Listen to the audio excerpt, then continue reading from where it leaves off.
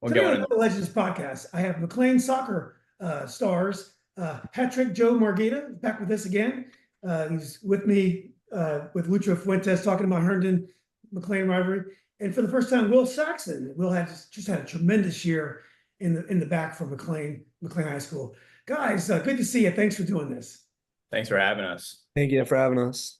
Yeah, I feel like I see you guys all the time. And then once the season's over, there we go. Well, just Yeah. let me give you guys background real quickly. As people remember, Joe plays for Arlington, I believe '07. Just had a fantastic offseason. I just saw you were named MVP of what's called the Copa. Joe, what's that Copa tournament called? Copa Talento. Yeah, what a great honor. I know you guys went to San Diego. You scored some goals out there for nationals, and obviously had an all Met season, all state season, and all region, all district season at McLean. Will, I don't want to say out of nowhere, but had a tremendous season, all district, first team all region, second team all state, and honorable mention all Met. I mean, that's a lot, Will. I just tremendous year. Congratulations. Thank you. Thank you. Yeah. Well, I wanted to first ask you guys. So my son, Chandler, who Joe played against, he lost in the state final to Hilton his junior year. Didn't lose like you guys, lost by a goal, but they're always chasing the game. Where you guys were just a few minutes away from penalties, where I would argue you guys would have been the favorite in penalties just because you guys have been there before and they hadn't had any close games. How have you been able to deal with that loss? Has it been, relatively easy because you guys did so well personally and the team still did well, or has it been tough getting over that very emotional and difficult loss to an excellent Cosby team? You got first, Saxon. All right.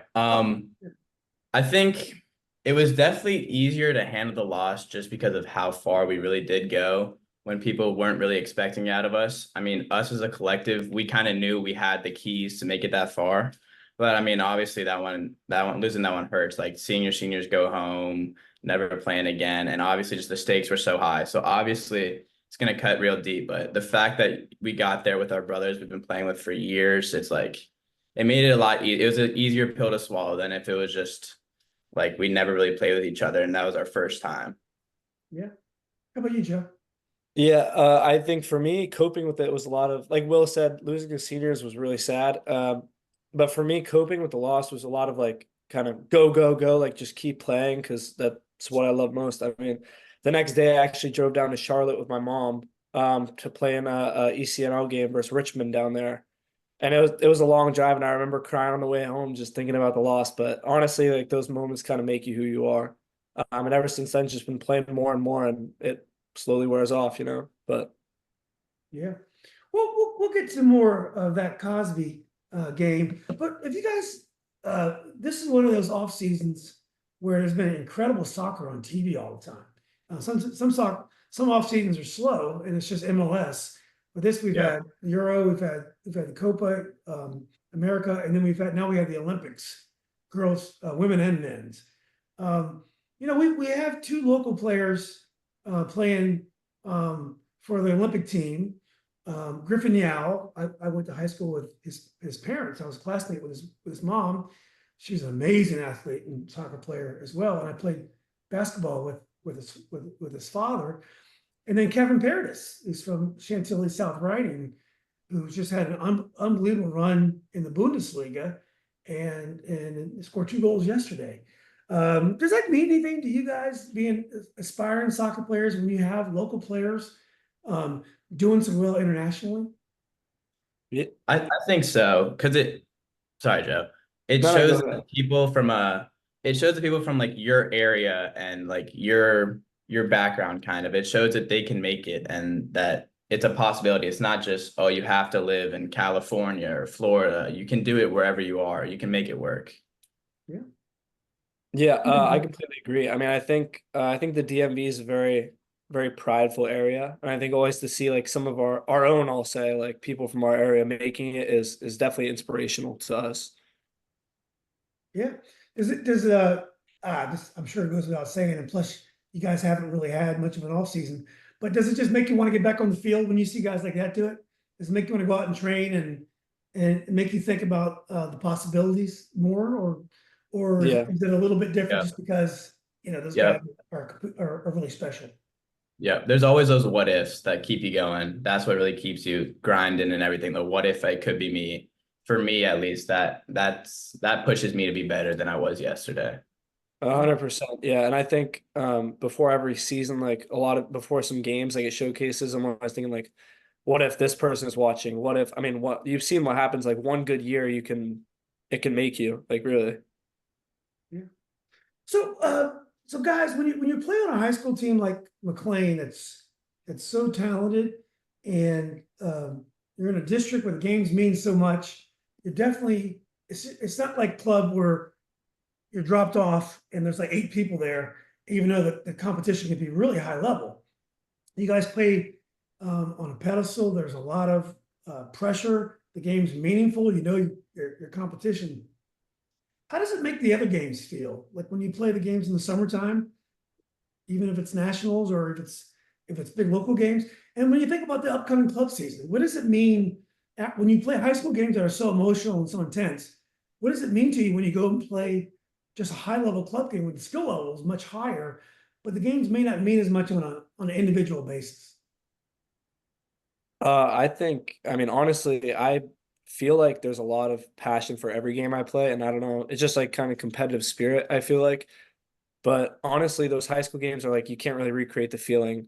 So going into club games, it does make me like less nervous. Like I don't know how to explain it, but although high school games might not be as high a level, like going into the games, I'm more nervous. Like that state final, I was more nervous for than any game I've ever played.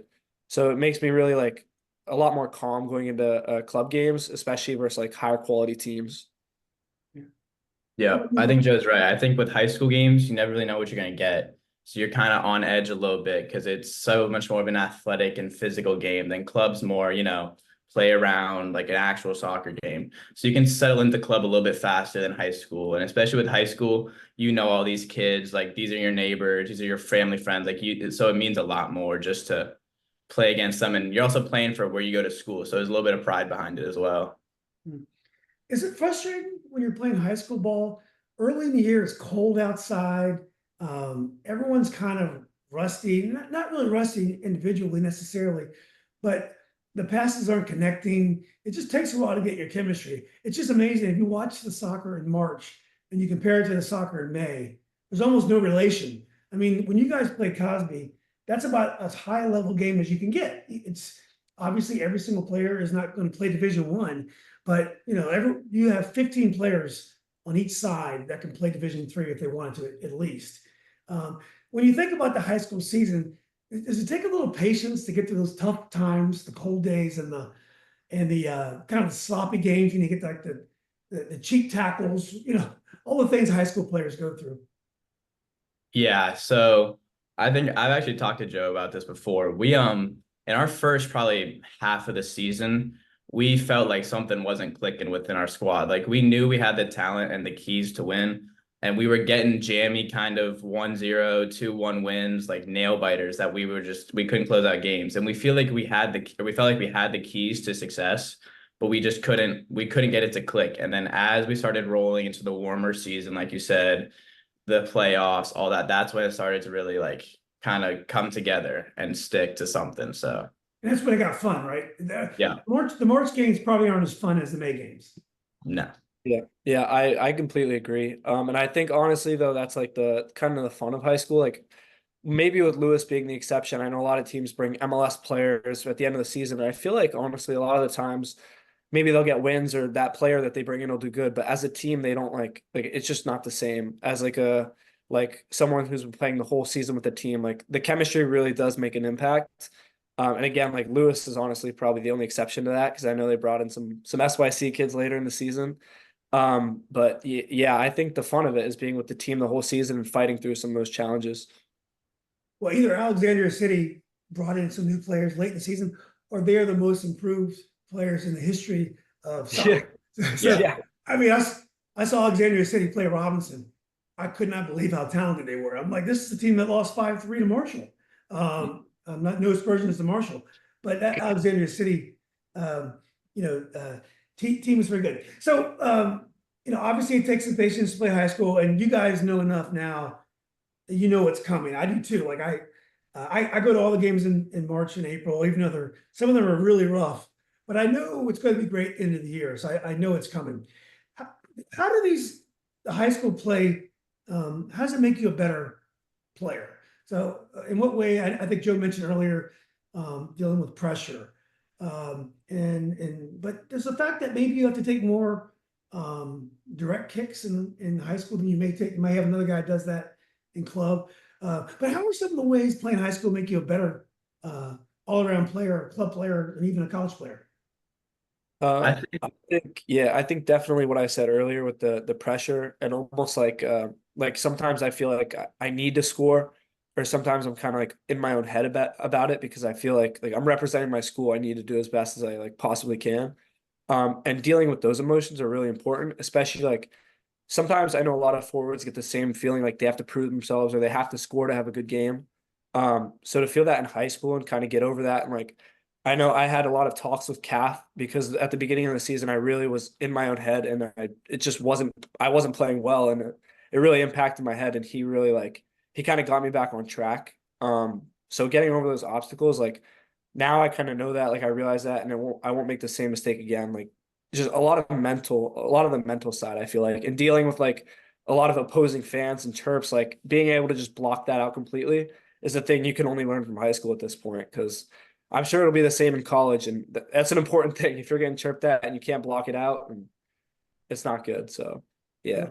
Yeah. Yeah, I completely agree with Joe. I always tell people who ask that high school just develops the mental side of the game, the dealing with the pressure, it might not be a pretty game, but you just have to get it done. You try and do the next best thing if the first thing isn't there. It's all a mental development thing for me. It helps you build confidence, leadership. It's not as much you get better like physically and technically, but mentally it's brought my game at least a long way from where it was before I started playing. Yeah. Well, guys, if you had to play two games and then one, so if you had to have two high school games and a club game, as opposed to two club games and a high school game, which is a bigger adjustment? Because I know you guys do this all the time. Like Joe, when you went down to Charlotte and played, is that an adjustment going back to club or generally what is the biggest adjustment, high school or club?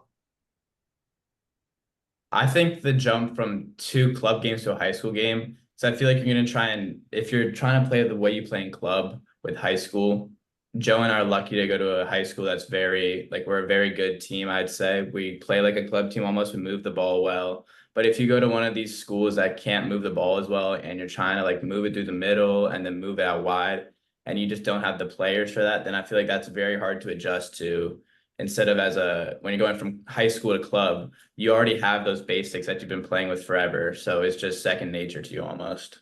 Yeah. Yeah.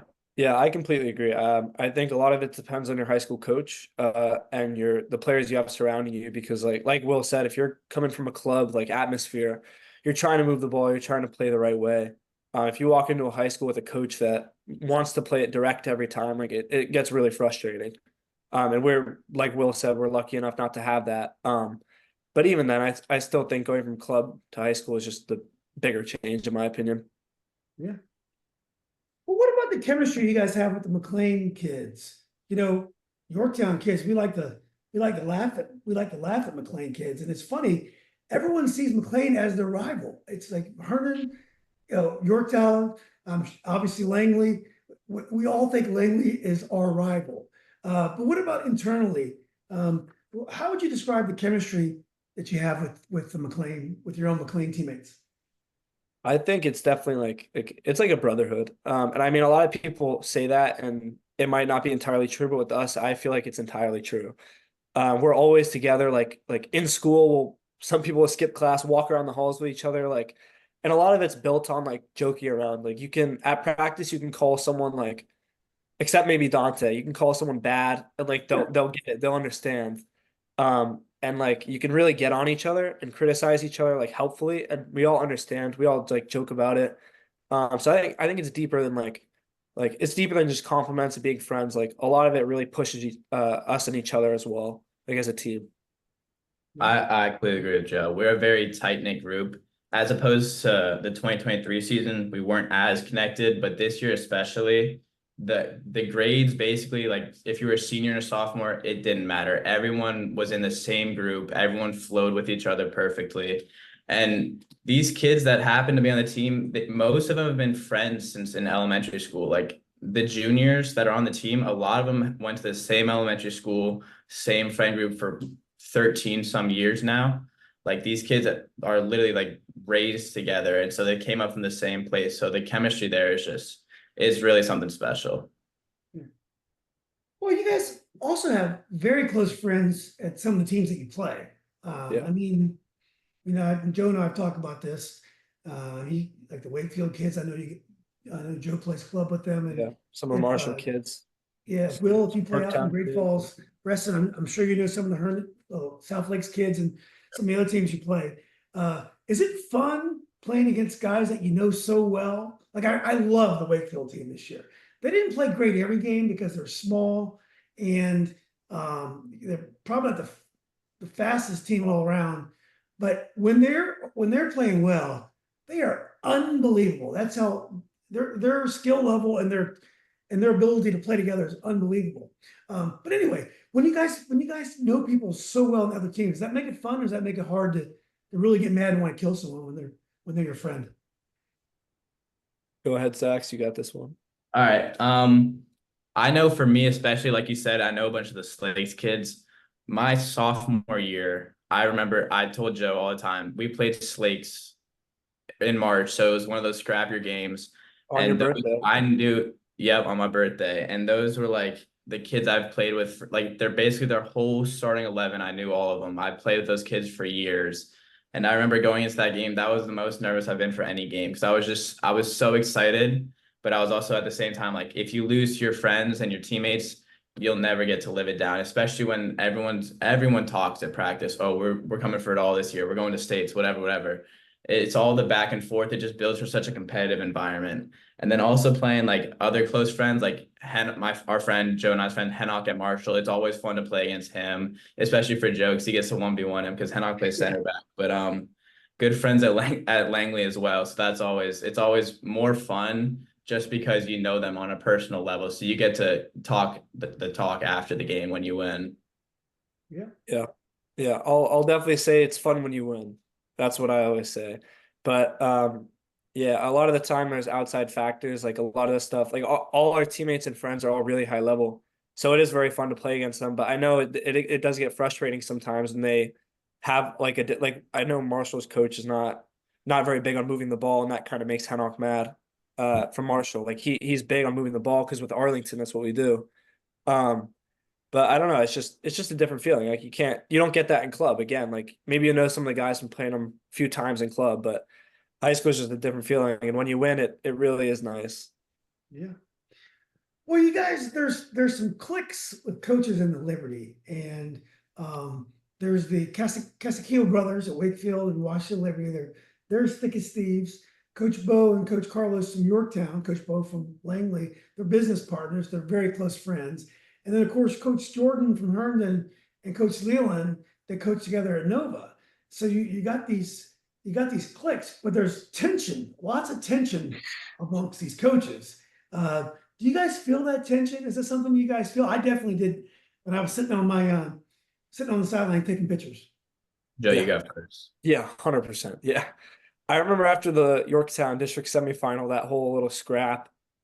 And that really like that's when my eyes opened and I was like, all right, coaches hate each other as well. Like I didn't really realize that before I saw that. But yeah, no, there's definitely tension. But I think it's interesting because coaches also bond over certain players. Like with the Marshall or at least Langley with Coach Bo, I know him and Coach Leland talked about Dante for a little bit. And they really did like kind of bond over him, like, or at least talked about him, like it made a connection. But I think that's like it's really interesting to me because especially with how coaches are connected in the club world, like I feel like every coach knows at least 5 other coaches. Mhm. So to see it in high school, it's like abnormal, but kind of cool as well. Yeah. Yeah, I agree with Joe. I also do feel like Coach Leland, I don't know why, but we tend to have problems with other coaches whether it's the way the kids play, and he always has our back. So whenever the coach says something about us, he's always there to back us up. And I know in the Woodson game, there was some words said between the coaches. Like Joe said, the Yorktown game after that one, where there was almost a scuffle there. And just like almost every game, I feel like they're always coming for Leland and us. It's always something new. But the Herndon coach and Leland, I could tell they were good friends, and that was like the one game where the coach, like there was a coach 1v1. It wasn't an aspect of it, so there's definitely a lot of tension in the Liberty District. Yeah, It's it good really though. does. And I wonder if that even adds, more spice. Oh yeah. Yeah, it definitely does. It Um, definitely a great does. conference. All right, we mentioned Dante, and Dante was unbelievable this year. I mean, there were so many times. There were games when I felt like he won almost every header. He would score goals. He made penalties, got red cards. I mean, Dante did everything on the field this year. He truly was an unbelievable player. What is it like being his teammate? And what do you guys think about Dante? Maybe what are some of the things we don't know about Dante? Yeah, I'll start first. I think it's really special to be his teammate. Because beyond the technical and like the size that he brings, I think honestly a part of us getting team chemistry was all of us trying to control Dante. Almost like us trying to contain Dante and his anger. Like I remember there was a clip of me at the Herndon. I don't know if it was regional or district final where he was running up to the guy or like about to get in a fight with maybe it was Nicky Jokic, I don't know. And I was pulling him back and he was just pulling me. Like three other people came over and helped me. But I think beyond that, the energy he brings is just so special. Like in some of those huddles and some of the talks we had, it really was like I've never met a player with like that could bring energy like that. And I thought that was like a big part of our success and like why he's so successful individually. Because mentally he's so like determined, like driven. It's like I've never seen any other player like that. Yeah, I agree with Joe. Landon wouldn't have won without him either. I'm sorry. No, you're good. Something people probably don't know about Dante, he flips a switch. Off the field, he is the most joking, funny, lighthearted, doesn't Yeah. take anything seriously. The second he steps on a field for practice, games, he is a completely different person. He is 100% committed to that. And I remember at the beginning of the season, like at practices, sometimes it would be a little bit too much. And I remember there were times where Dante and we almost got into a few physical arrangements, but because everyone always was like, Dante, just cool off, and he just wouldn't, and someone had to tell him to stop, and it had to be me. So there was a few close calls there. Team got a little scared at sometimes, but in the end, Dante, he is a ride or die for his teammates and his brothers. I mean, you get into a little, like there was these kids at our practice one time, like these football players, and they were like talking bad about one of our teammates, and Dante screams, "Yo, get off our field! Like, don't make me come over there." And he's a big boy, so you don't really want to mess with him if you don't know him. But he has your back. Like, there's no doubt in that. Yeah, I noticed it. You talk about physical altercation. I noticed Dante would yell at Otto a lot. Like I felt like when Otto made mistakes, Dante was the one that's Otto, come on. I felt like he was the one that was kind of tough on Otto sometimes. Did I imagine that, or did you guys see that too? Yeah. Yeah, I'd say he was. But I say again, like with our chemistry, like nobody ever took it personal. It was for the greater good. Yeah. Because Otto's a very good player, very flashy, like dribbler. And sometimes Dante would get like really annoyed with that, like fed up. Because he just kind of wanted to move the ball, like get it forward, like and that's just how he was. Like, but I think it was for the greater good. Yeah. I mean, they're both Dante also, when he's yelling, you hear him. He's got a loud voice. So Yeah. Yeah. I always remember him screaming, "Sax, lock in!" I think he said that probably 4 times a game. I mean, but when he's yelling at you, the whole stadium hears it. So that's probably why you feel like he was so hard on Otto, because when he would scream, you would hear it from a mile away. Yeah. for sure. Well, let's get to the season a little bit. Now, one thing I would say compared to 2023 is you guys were more dominant in 2023. I would say, 8 games out of 10, they were easy games for you guys. You just would roll over your opponents. This year you struggled a lot. There was a lot of games that were close. Your first game of the year was close. You had to beat Marshall. That could have been an elimination game on a late goal. You guys won a lot of games close. Do you think that made you a better team, or it's just maybe that Centerville loss was just I know you had some injuries that day. Do you think that had nothing to do with your success, the fact that you're able to win so many close games this year? I think I think that a lot of those score lines that we had didn't really represent the game. We had like the Westfield game, the first game of the season, we should have put a few away that we didn't. And that Marshall game, that was actually the only game this season I was actually scared we were gonna lose, like in playoffs. I was worried about that game. But a lot of those games were not super close like they were in 2020, or they like domination wise and like possession wise, they weren't as close as the scoreline read. But I just know in 2023, we just put games away like 5, 6 goals in the first half, and we didn't have that this year. It wasn't a knock on any players. It's just our team was different this year, and that's just how it was. But we acknowledge that through the season, and it started to build trust, and like you kind of trust the process where, okay, if a goal doesn't come in the first half, we've been here before. We go down 1-0. We know how to come back from this. And we built from that. And that's really what got us through playoffs. 1 goal, 2 goal lead games that just carried us through. Yeah, I completely agree. I think a lot of the really close games this year helped build grit, which is something we didn't have in 2023. Like 2023, we were used to dominating, winning games. So when we did get in a tight situation, we just weren't used to it. Yeah. And this year, I think having some games where we had trouble scoring or we got scored on early, like the grit to help us get back really helped us. I mean, you could kind of see it in playoff games like in the Herndon regional final or like versus Westfield, like the grit to just keep going. Like Garfield, I mean, all those games were pure grit and determination to see out for the result. I think again, the normal season really helped us like understand that all you need to do is win, especially in high school ball.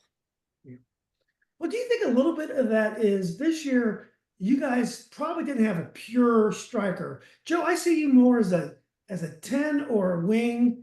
I mean, you could do it all, but Gage is like a poacher, and that's all he does is the ball comes to his feet and he scores. Is it also when you have a poacher like Gage, sometimes you're able to kill games a little bit more easily? Yeah, for sure. I think honestly in high school ball, I've kind of said it before, like I don't play like a pure striker. It's really different because in club, I am more of like a poacher. Like I'm there on the crosses, I'm there on the stuff, but in high school I have to play a little differently. Just because like the formation, the tactics we play, but I really enjoy it because it gives me some variety. But yeah, Gage was definitely made an impact losing him, for sure. Yeah. I think one of the things Gage did the best that no one talked about was his playmaking on the ball and also off the ball, how he could move players around, because he had a big name, a big target on his back, West Point commit, talks a lot of trash, like people know him.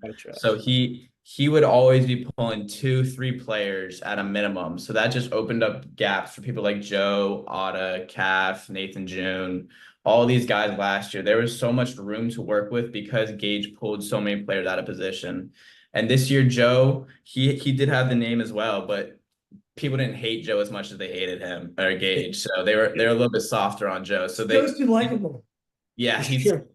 yep, Nova Soccer Source good character award. People say, but yeah, so no one would like run out of position to come and slide tackle Joe. They would stay more in their normal spot, but just play him a little harder when he got it. But Gage, kids would just abandon their post to go take him out. Yeah, completely right. Yeah, I'm sorry, Joe. Did I interrupt you?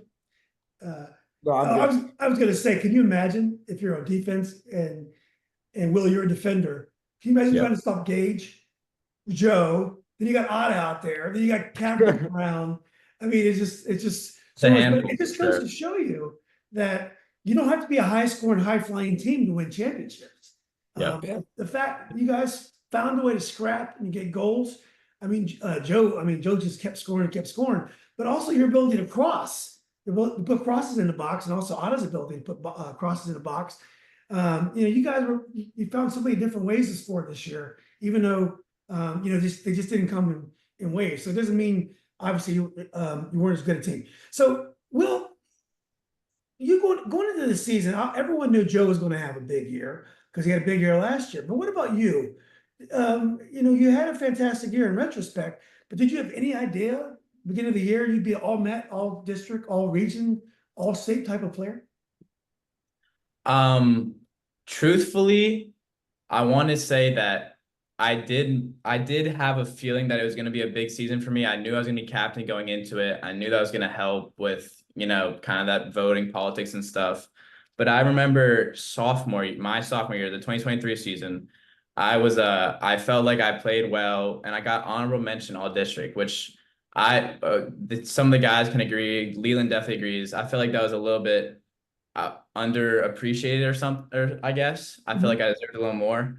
And I remember after we lost that Centerville game, I made a promise to Jalen. He's like, you have to get at least second team all state next year. I was like, I promise I will. And so that Centerville loss really fueled me to work over the off season, and it helped me build that confidence going into it. So by the time high school season started, even though that it was a new team and, a lot more pressure was on me, I had the confidence and the belief that, like I made a promise, I got to stick to my word now. And this is just like any other game. I'm just a year older now. So I had some hopes that it was going to be this good.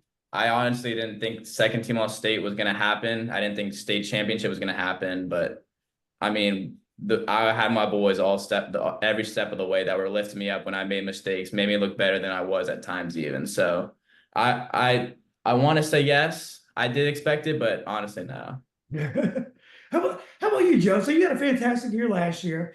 I remember you had an unbelievable cross to gauge for the first goal against Herndon in district finals or regional finals last year. Anyway, you had a great season last year. Obviously, you were a player to watch coming into this season. And you did everything. I'm sure you were in the final couple for player of the year in the Met in the state. Did you think personally the year went as you thought it was going to go? Honestly, no. Like Saxon said, I wish I could say I thought we were gonna get to a state championship, but there were so many unknowns coming in. I mean, we didn't even know Dante would be there till like I think November or December. Like Yeah. there were so many unknowns. But honestly, I feel like going into the season, my expectations kind of gave me a mental block. Like the first two preseason games we played like not as great teams, we scored like 8 or 9 goals or something.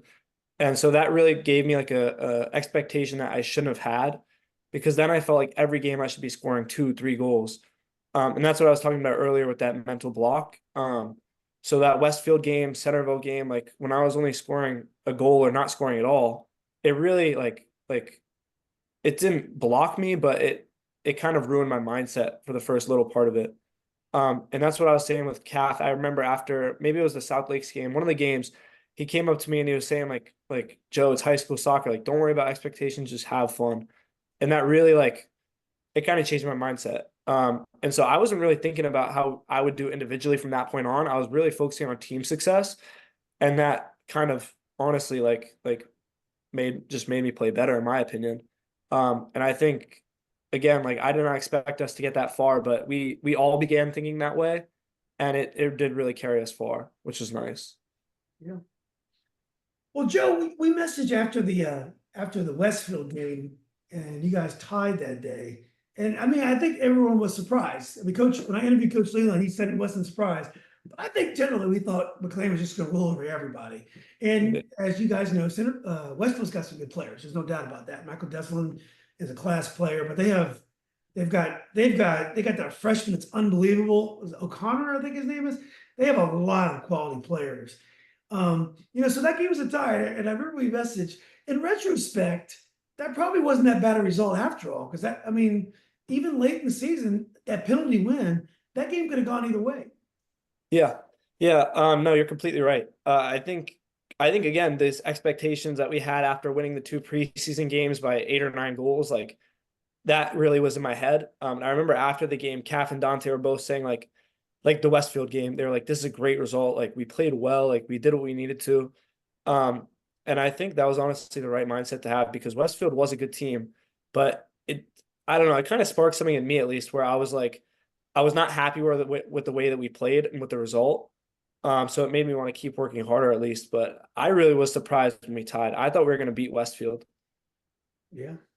Yeah, Joe's right. There was those first two games, there's a general consensus that we weren't playing the level we should have been.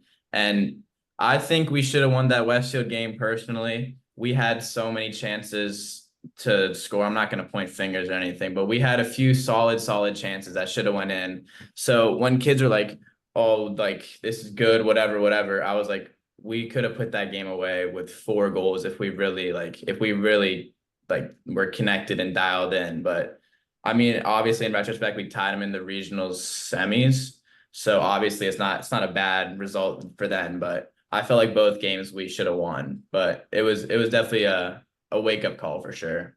Yeah. Well, I thought you guys were in trouble.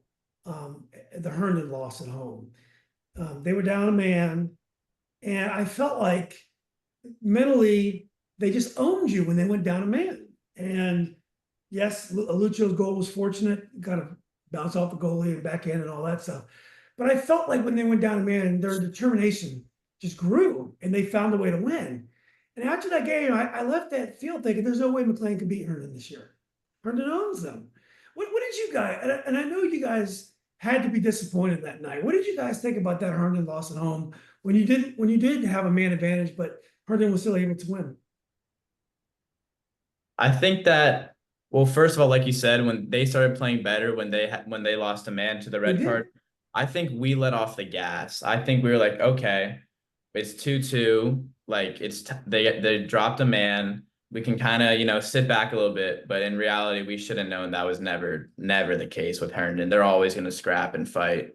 But there was some doubts from a few people, especially outside of the team. A lot of the kids were like our schoolmates and whatever. They were like, "How'd you guys lose that game? Like they were a man down. You guys said you're gonna beat them, whatever." But I mean, honestly, there wasn't a lot of lost hope between us, but it definitely was a typical McLean loss to Herndon, some scrappy 3-2 loss, which is the score's been 3-2 5 times in a row. So tells you it's always gonna be a good game. If you're betting at home, take the I guess the over. If it's 4, it's 5. Yeah, I think the over 4.5. Yeah. Yeah, What the do you think? Herndon Black Magic. But yeah, no, Will said it pretty perfectly. I think it was a mental thing. And I think again, like that game really helped us later when a team would get a red card or go a man down and we wouldn't take our foot off the gas. And I forget, there was another game, I think it was the Herndon District fine. Did they get a red card? Maybe Yeah. it was a different game. Yeah. Yeah, they got a red card and we kept pushing, like, and it was a lot closer, I remember, than that normal season game. I remember individually coming into that game, I was almost a little bit not scared or worried, but individually, again, I kind of had a moment of being in my own head because the night before at 10 o'clock at my club practice, me and Quinn Bell went up for a header, and I had to get stitches on my eye. Oh, that's right. Yeah. So I came into the game, like we went to the ER at like 11 o'clock, me and my parents, and they were like, "Yeah, you really shouldn't play the next day." But I was like I got it, I have to. And they said no headering the ball, keep it covered. And so that kind of had already put me off at least. But I don't know. I felt like the team, like we were treating Herndon like they were a whole new level when we should have just been playing like it was a normal game. You know, it was just another game. Like, and that kind of was a block for us, in my opinion. Yeah. Those 4 consecutive losses to Herndon kind of when we lost that regular season game going to the district final, like, all right, we're 0-3 against them. Like, we gotta be something special. When in reality, when we settled into the regional final, like, this is a game. It's any other team we play. It was the first time we were kind of level-headed going into a game, and we didn't see them as our rivals, Herndon. We saw them as just another team that we had to play. And Yeah. that's obviously when we played our best game and ended up winning it. Yeah. Well, let's move on into one of the biggest moments of the year, because if you guys don't win the game, nothing happens afterwards. But against Marshall in the first round of districts, so you guys can be out in the first rounds of districts. Armand plays. I think Otto made the pass, but it was a beautiful dummy with Armand. Falls at Calf. Calf puts the ball in the upper, as they say, upper top bins, whatever they say. It's a perfect goal. You guys win. But that game was in doubt. I mean, how scary was that game? The fact that you could lose to Marshall in the first round of districts. Honestly, it was pretty scary. At least in my mind, Will was saying like that was the only game he was really afraid we would lose in. I guess we might have lost him, but it's fine. Um, Yeah. Look and at that. yeah, he'll hop it back in. But yeah, that was really like the only game I was really, really fearful during the game. And I think we all kind of were like it was almost like a wake up call because we had beaten Marshall 4-0 the first time. And I remember telling everybody before the game, like texting the group chat the night before, I was like, never underestimate any team. Because I remembered Yorktown, my freshman year, lost 4-0, then we won 2-1. Yeah, sorry to bring it back up. Thanks for bringing that up. Sorry. But it's like I had experienced that anything could happen. So I knew that like Marshall with Barry, their centerman who had a really good game, Hennock had a really good game, Derek Leonard, all really, really like good players. I knew that Marshall had some quality. Like they were not a bad team. And I think last year, 2023, in the first round, we played them and they actually went up 2-1 or 1-0 at first. Right. And I kind of remembered that in my head. And so I felt like I was pretty calm, but as soon as they scored their first one this year, we started to panic. And if we hadn't started to panic, I thought we would have played a lot better, but it really was a wake-up call. And I think that kind of showed us though, like again, anything can happen. So like if we went down when we went down versus Westfield the first minute in, we knew we could come back and we eventually did. I mean, it just takes a lot of grit and like drive. Yeah, that's the beautiful thing about knockout soccer. Is when Yep. it sucks to have someone's season ended, but I mean, the action is just thrilling. Yep. And Marshall was motivated. They would have loved to knock you guys out. That would have been huge news if McLean Yeah. was not in Yeah. the first round of districts. Yeah. So, how about you, Will? Were you scared there in the back line, just trying to figure out a way to get up there and get a goal? Truthfully, yes. That was the only game the entire season where I had that was creeping in. I remember when they tied it 1-1, they had everything going their way. Momentum. I mean, they were rolling, like they were dominating us for a good 15 minutes. And I remember a few of us gave some worried looks to each other, and we were like, this, like we might go home early again, like Centerville. And so it was some nervous expressions. But honestly, there was one play, I don't really remember what it was exactly, but there was one play that completely swung the momentum. I think we had a missed chance or something, and it completely changed the game. So thankfully we had that, because otherwise, who knows where we would have been without it. Yeah. Well, what a huge win. Sometimes a win like that can buoy you guys, buoy a team into greater things. Well, in the district final, another classic Herndon matchup, and it had to be a horrible ending for you guys because you guys have played well. It was definitely a 50-50. A typical Herndon McLean game where the teams are even, but generally Herndon finds a way to win. And once again, a kind of an unfortunate play, but Jello ends up with a tap in the shirt off. That must have been one of the low points of the season. Yep. Yeah. Yeah, for sure. As soon as I saw the ball rolling towards the net and I saw like Jello, like I remember like the picture of O2 with his shirt off in the back of my mind. And I wanted to just die right there, die on the field. Like it was terrible. Yeah. I remember that game because we all felt like we should have won that game, and it came down to some Herndon bogus win jokes. But I remember just thinking when it rolled in, I just remember we just played this whole, like, because it was golden goal, like it was the whole thing, like 120 minutes, and we were like, we just play this whole thing for that. So that crushed the spirits a little bit. We were like, because we were talking a lot about wanting that district title and that district banner, because we hadn't gotten it in so long. We felt like we deserved some banners.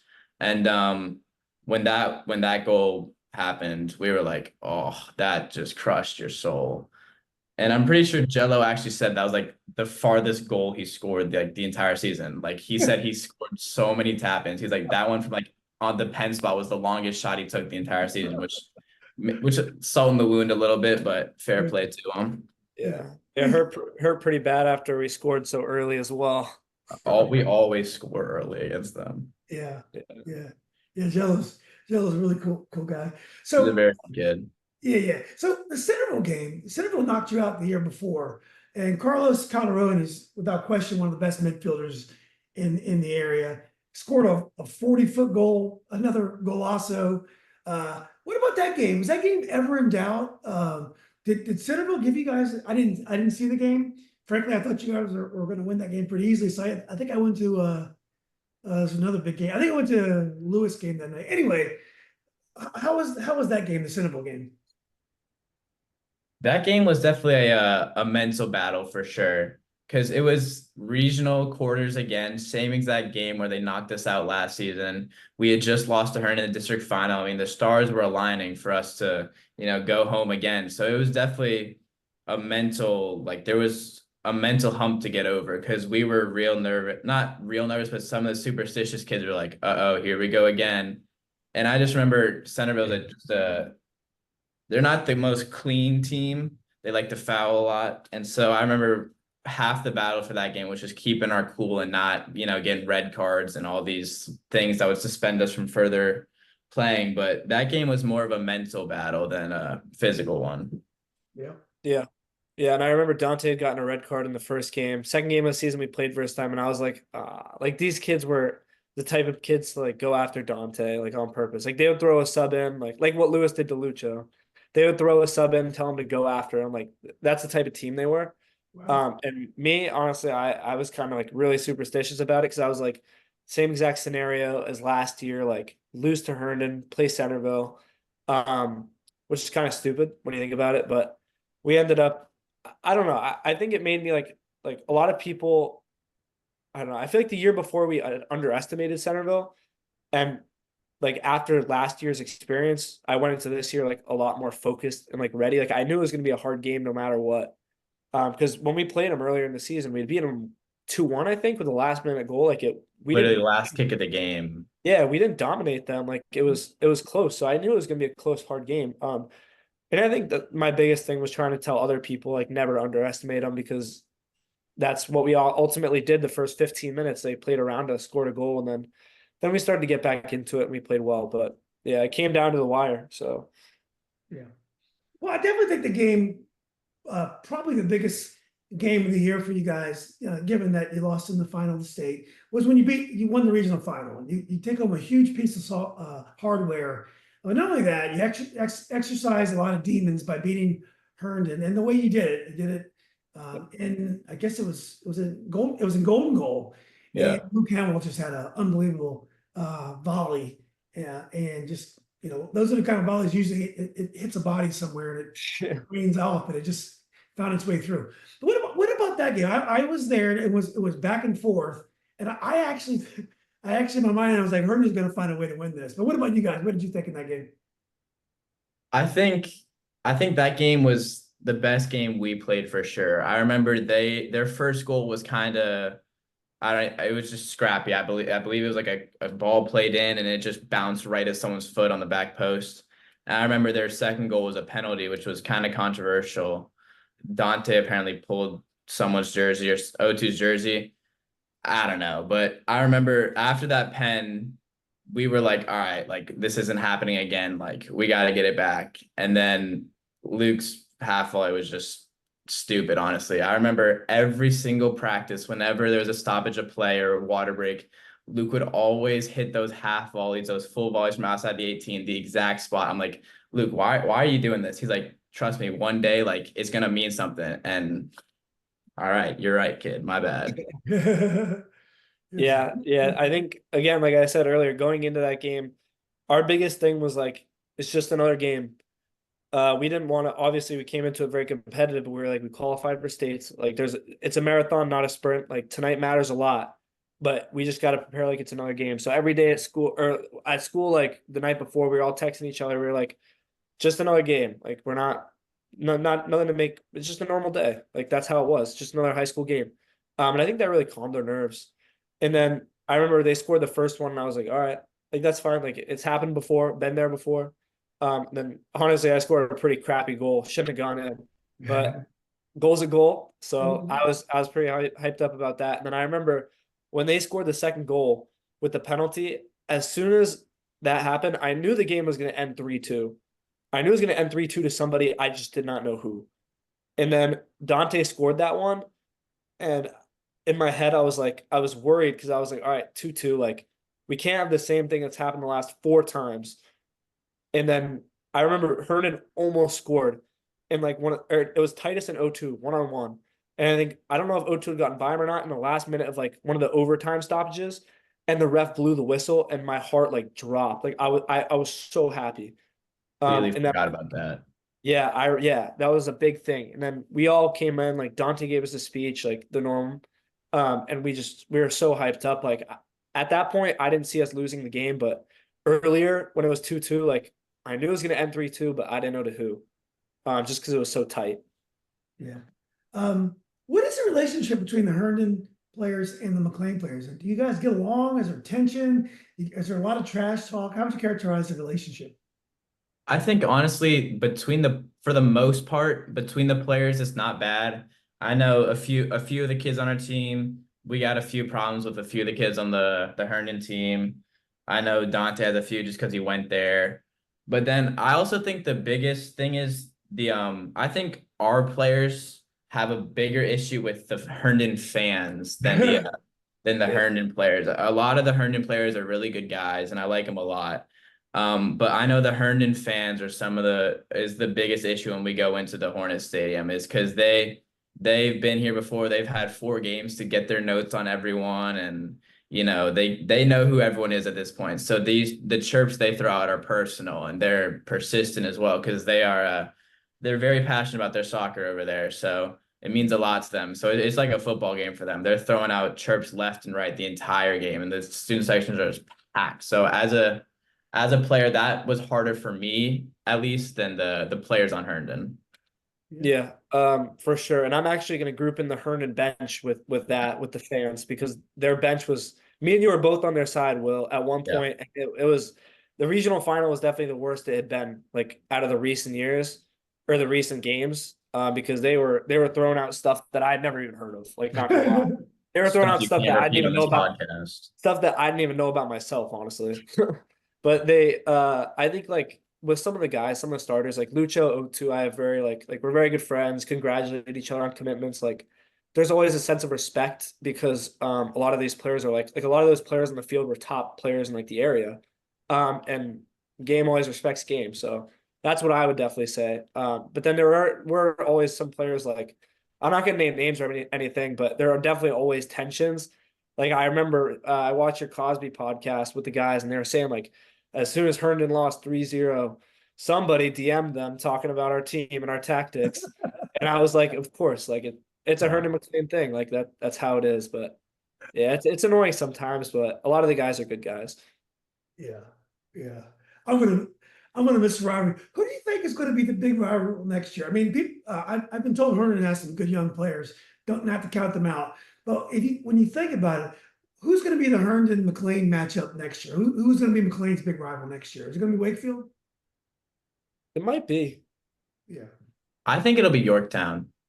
Yeah, probably. We know a There lot we of got there's a lot of neutral teammates on that team and some bad blood, especially between the coaches. So I know yeah. that will mean a lot to Leland and us as well because they handled that loss not the best, I guess you can say. They weren't very happy about it, and they let us hear it. So I think, and they got a few good, solid players to build around. So they're going to be not just a good team. They always play hard, but I there is, think yeah, there's some yeah, backgrounds I, as I think well. WNL also just because of kind of the bad blood there. Like that game's always pretty intense. And then again, like you said, Wakefield, a lot of my teammates are on the team. Like they play a really nice style of soccer. But I feel like they just don't have I don't know if they're very competitive, but they don't have the like, they don't have like a killer instinct, I guess, with like finishing in front of the goal and like, not just that, but like they don't trash talk. They're pretty, at least the kids I know, like when I play versus them, They're a very it's like, respectful team. yeah, it's like a very respectful game, which makes it hard to be a rival, you know? I mean, and I said this earlier, but when they are on, they are Yeah. beautiful to watch. Oh, I they mean, dismantled Langley. what's Yeah. that? 4-0, they dismantled Langley. Like Oh when my they God, were I was on, there. Scored, and then they beat Chantilly 8-0. When they are on, their skill level and their ability, their technical level is so high, it's unbelievable. But the problem is they can't win balls in the air. They're very small, and I Yeah. don't think they got some speed on the wings, but I don't think they're the fastest team in the world. But man, Yorktown, as you guys know, I know the coach really well. Coach Carl is a brilliant coach. Quinn Belt is a class player. Joe's teammate. Ryan Baduzzi is going to be a great player. As a freshman, he came on late in the year, really changed the team. So it's gonna be exciting. Who knows? I know you guys have enough to worry about with McLean. You don't need to be handicapping everybody else. So I did want to go to Woodson. I felt like with that matchup, I chose to go to the Lewis Herndon game. I thought that was going to be a tremendous game, and it was. The tackles on Lucho were very disappointing, and really puts a stain on the high school game, I think, if they were indeed intentional. He's such a good guy, and Lewis has got so much talent. They don't need to do that. They can beat anyone head to head if they play well. So that's why it was so sweet when Herndon won anyway. They refused to lose. That was great. But you guys played Woodson, and I would have thought, I thought on paper the teams are very similar, but you guys are just a little bit better than them. So I thought it was a pretty good matchup for you guys. So anyway, was I right about that? And tell us about the Woodson game. Yeah. Yeah, I think you're definitely right about that. But honestly, I think again in high school soccer, like we came into the game knowing like anything could happen. They had just lost their regional final, so they were gonna be hungry. And I think like I don't know, we just came in and we honestly that was one of our best games of the year as well for the first half at least. We came in just dominated play. The first 20 minutes of the second half dominated. And then they got some good goals back. Alex Garrison, who's a very good player, he scored a really nice left-footed goal. Nice That had Sebi rooted, like it was just posted in. And then they won a penalty, which was like it was what it was. There wasn't much we could really do about it.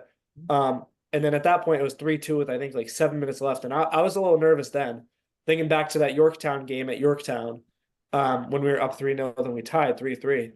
But ultimately we kind of grinded it out. I thought we were a better team, domination wise, but they scored 2 goals back on us. So they're definitely a good team. Yeah. Yeah, they were definitely, they had some of the most grit we definitely seen. Because I remember that first half, some of the kids on our bench were like, how did these kids make it to states? Like I feel like like Joe said, we played probably our best game. Like it was not close. Like it was a very one-sided game. But then as soon as like it was crunch time, they just kicked it into a different gear and they were just persistent, like just knocking at the door. And like Joe said, the penalty was a little bit questionable, but I mean, honestly, we were lucky it wasn't more because they had so many good chances that we couldn't shut them down. Like we should have ended that game in the first half, and we made that mistake of just not being able to, and we had to pay for it. Yeah. Well, it's okay to win closely.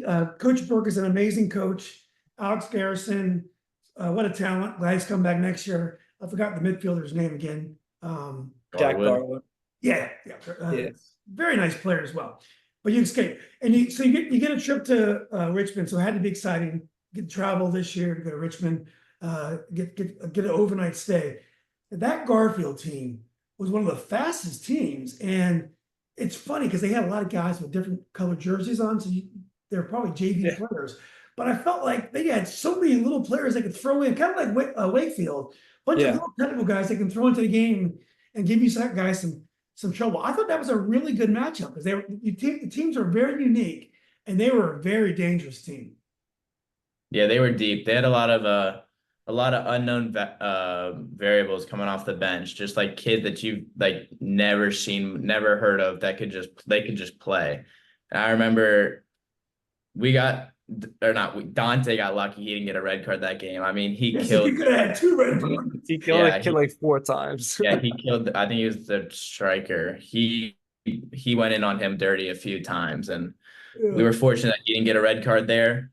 But yeah, they just had unknown players that just left and right, just out of thin air that they could change the game, which was definitely strange because they subbed a lot. We hardly ever subbed the entire season, and people knew that going into it. So they just kept rotating through, and they could. Yeah.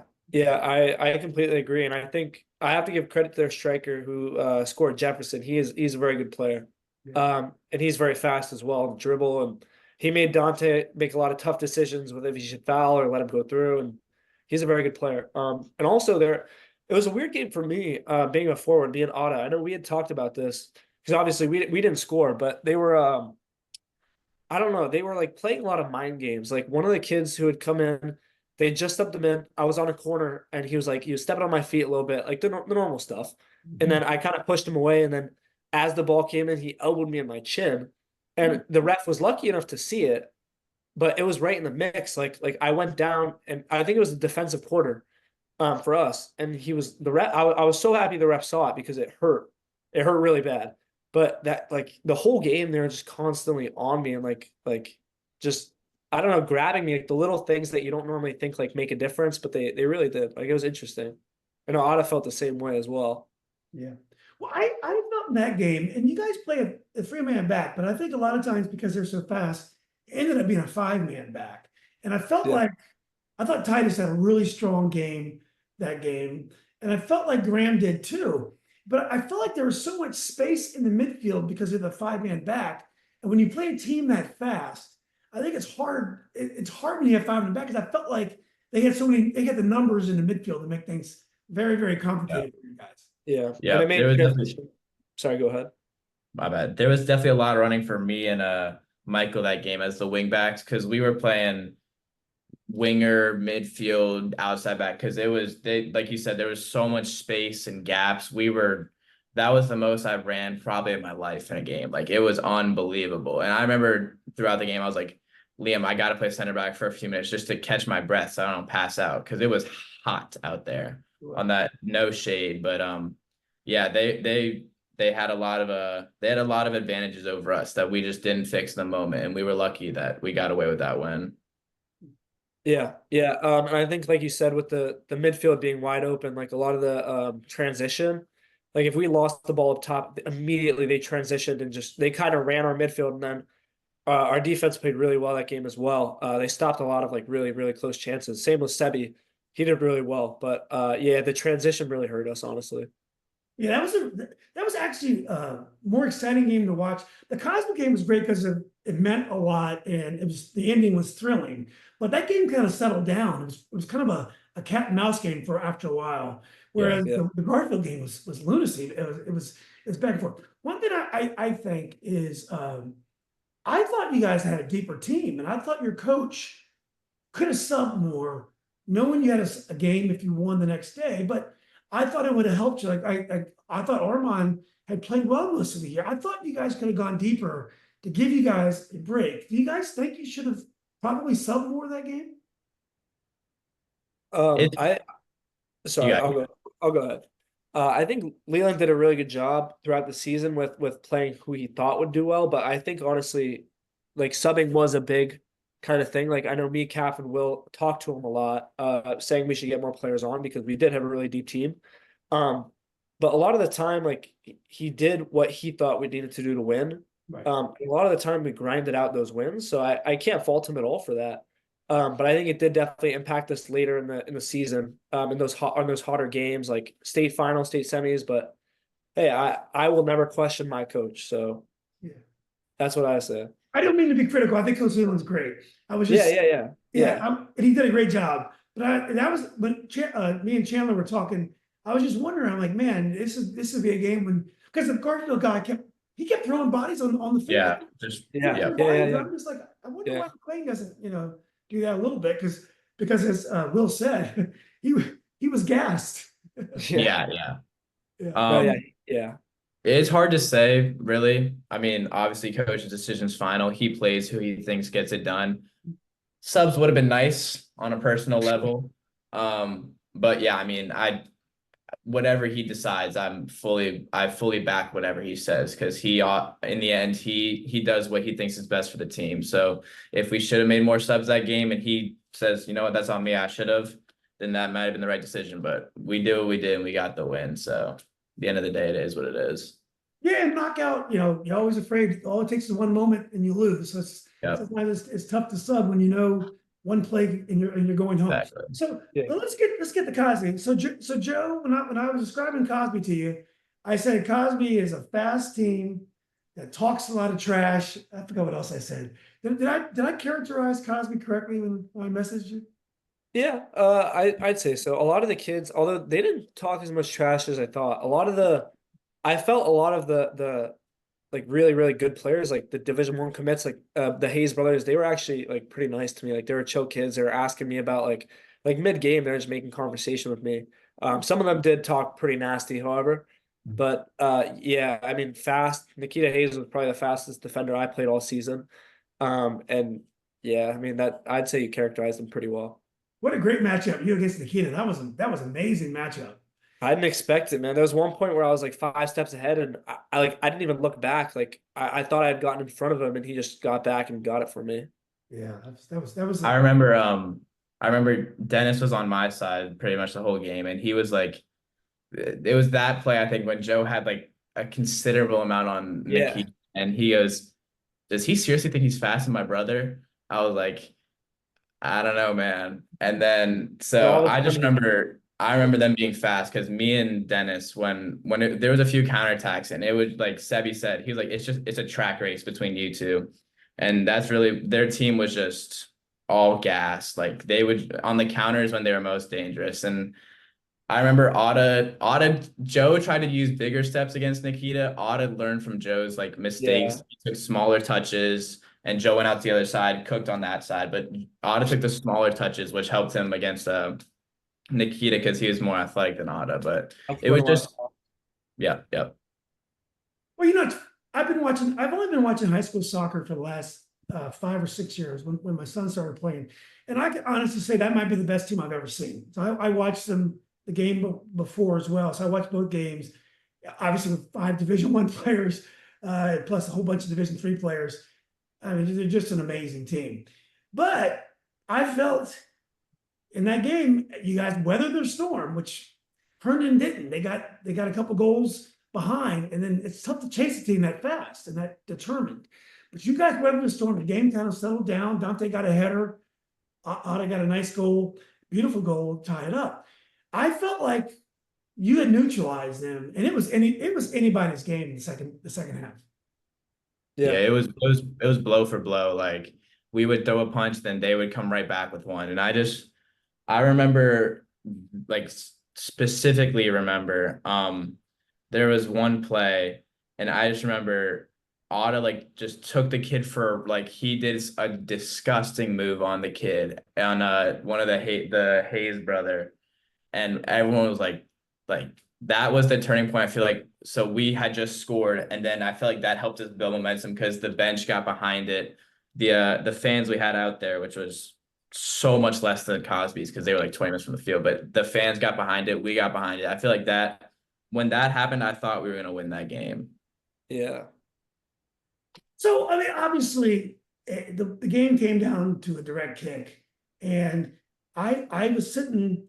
You guys saw me. I was sitting right there by, where the wall was, and my impression in real time was that it was taken really quickly. Because next thing I know, the goal was scored. It happened so fast. But most of the referees I've talked to, all of them, I said, no, he did take it fast, but he was within his rights, and so there was no infraction or whatever. How do you guys view that last play? I mean, it's probably something you guys have talked about and probably replayed once or twice. yeah, Yeah, I'll go first. yeah. So actually, I want to start with a little background to that. There was actually a point in before golden goal in the second period of overtime. I took a throw in and it landed in the six. And I remember Calf flicked it in and the goalie like tried to punch the ball when it bounced, but he missed it and he landed on top of Joe. And the ref called it like goalie infringement or something. He said Joe obstructed the goalie. And so they canceled the goal.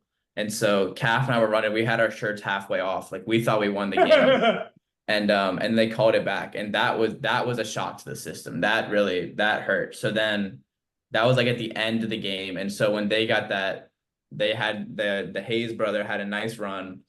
We shouldn't have fouled him, but we did, and then Sebi, he got hung out to dry. He was still on the front post when he took the corner. So all he had to do was just pass it there. We were kind of we were salty about that one because we were like, you could have given us a little bit more time. We just ran for 100 minutes, like give us 10 seconds for a free kick. But I mean, it was a well-placed kick, but we were kind of salty about that one. Yeah. I And forgot about that. The nullified goal. That's a good point. honestly, that goal that they called back, that was they called a foul on me. I will stand on this hill till I die. That was not a foul because I remember when Will took the throw, I was standing still at the edge of the 6 yard box, literally watching as it like went over my head. And then all of a sudden I just feel a goalie like on my back and he caught the ball and I bent down and then he dropped it and then it bounced and Cap headed it in. And I remember standing exactly still. I'm not sure if I really did or not. Like we should probably review the footage, honestly. But I will stand on the hill till I die. I do not think that was a foul, but it is what it is. And then I remember being in the wall, and I remember telling somebody to go on the back post, like wait there, because I had heard him. I heard whoever it was. I don't know who was standing with Dennis Hayes on the free kick, but I remember hearing far post, like as soon as the ref blew the whistle. And I thought the ref could have given us more time as well. I was really unhappy about that because I remember being turned around, looking at Sebi setting the wall, and then as soon as I turned back around, I hear the whistle blow, and they just scored. Like I literally remember it was either me or Dante or someone was turned around setting the wall, and then as soon as one like the person or I turned around, I don't even remember. Like I hate it so much I don't want to remember. But as soon as I remember like seeing like the wall be kind of set, the ref blew the whistle right away. And so Sebi wasn't entirely set, which I don't know if I'm sure the footage, like you've said, looks like it was in their rights, but I thought the ref should have given us a little more time.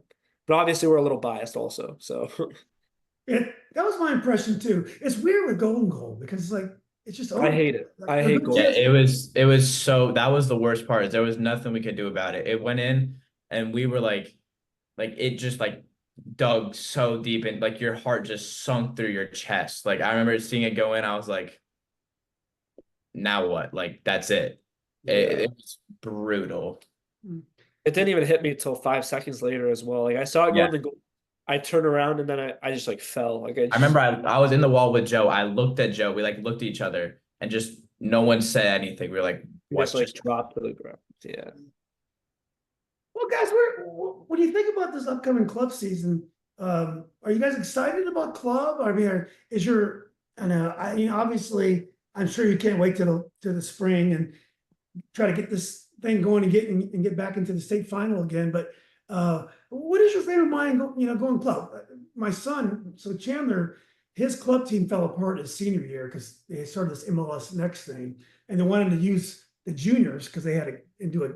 Hopefully, they do a gap year and do 2 or 3 years of the same age group, or something like that. I don't know, but anyway, his senior club season sucked. I mean, he just couldn't wait till the spring.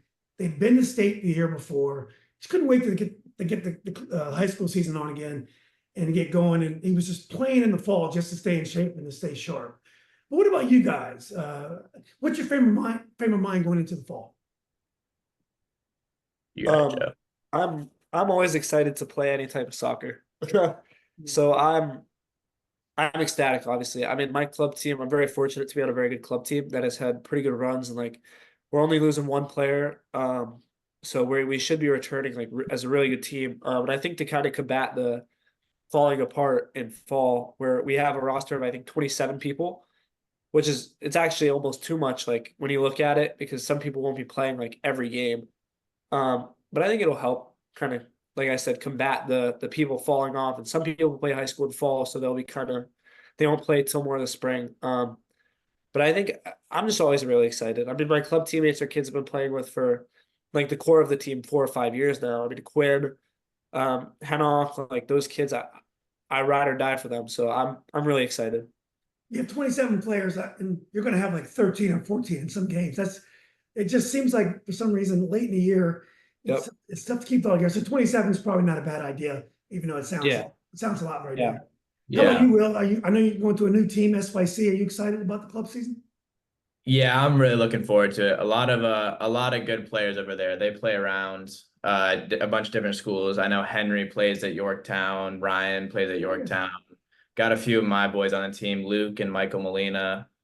So I'm just looking forward to all the new doors it's gonna open really because it's a big jump and it's a big opportunity as well. There's a lot of doors and like I said that you can walk through that leads to a bunch of different routes. But I'm just looking forward to becoming the best person and player I can and just take full advantage of the new team and new world kind of I'm stepping into and just get sharper and, become the best player, like I said, just so when that springtime does come back around, it's a lot. The team I feel like will be a lot sharper because a lot of our starters are going to be on club teams as opposed to last year. Some of us weren't really breaking the ranks and all that, but a lot of the boys are getting after this year in clubs. So I feel like it'll help us a lot as well in high school. Yeah. Yeah. Well, guys, last question. Give me some sleepers for next year. So who are some of the McLean kids that may be on JV or maybe, didn't play this year, maybe the eighth graders? I understand might be another Margita out there. So, but give me some sleepers on the McLean team next year, guys, that we don't know about yet. I'll go first. So Go I ahead. think there's two that don't really get a lot of recognition. One, he's a rising junior. His name's Charlie Lannon. He played some rotational minutes in the beginning of the season when Graham was hurt. He is a very solid player. He holds his own very well. He can play. He's lefty, so it throws in a different aspect than most people. And then also Rafa Cabral, he had an amazing state final game. He came in at right wing back. He played, like I said, rotational minutes with Charlie in center mid at the beginning of the season. Graham came back. He kind of, how sports happen. He kind of dropped in the depth chart a little bit, but then he came back in that right wing back role in the state final and he put on a clinic. He's gonna be good next year. Him and Charlie, I think Charlie, Luke in the middle will be a very good trio to work with going forward. Yeah. Yeah, I honestly think Charlie and Rafa deserve more minutes throughout the year, even if they were just rotational, because when they did play, they played really, really well. 100%. They're definitely sleepers for this year that are going to be a big part of the team. And there is another Margita. He's a rising sophomore, so we'll see. We'll see what happens. I mean, we have a lot of returning starters, so it definitely won't be easy, but hard work. So You guys look alike, so it's gonna be yeah. He was on the bench for a few of those last games, so. Oh, cool. We'll see what happens, but yeah. Honestly, we have so much quality that I feel like at any time anybody can emerge, and it really depends who will be doing there a lot in the off season. Connor Bowe had a great game versus WNL. He'll be very good. Like, we have a lot of really quality players. There's also another kid named Nico Falcone, I believe is his last name. I don't really. Yeah, Nico. He played against South County. He came in because I don't remember who was hurt. Someone was hurt or something. And so he came in and I think he had a hat trick of assists. He had 2 assists and a goal, I think. Yeah.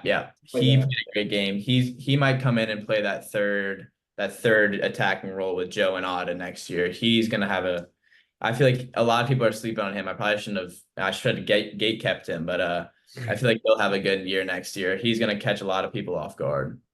I think you can't keep it hidden forever. It's gonna out. Yeah. So, guys, this has been great, man. I always love talking high school soccer.